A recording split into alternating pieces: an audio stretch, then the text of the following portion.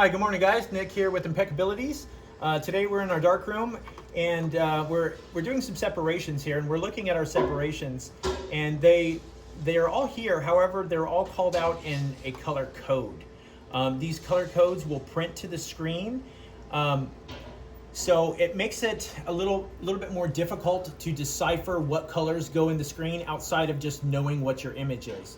So to simplify that, what we're going to do is we're going to rename each of these separations to the correct color in our based on our proof here.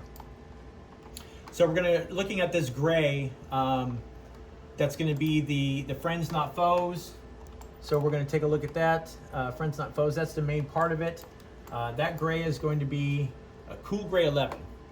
So what I'm going to do is I'm going to right click on this, come up to edit separation properties, and right there where it says name,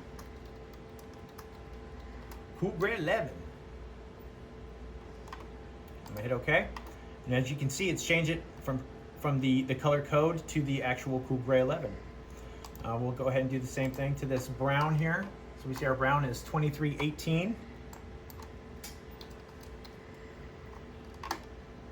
Hit OK. This is separation we do not need, so I'm going to go ahead and delete that out of there. And the yellow is going to be 7549. Same thing, 7549. Hit enter, or OK.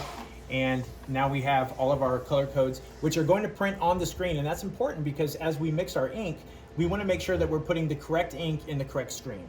So being able to pair those two up to avoid defects. Thanks, guys.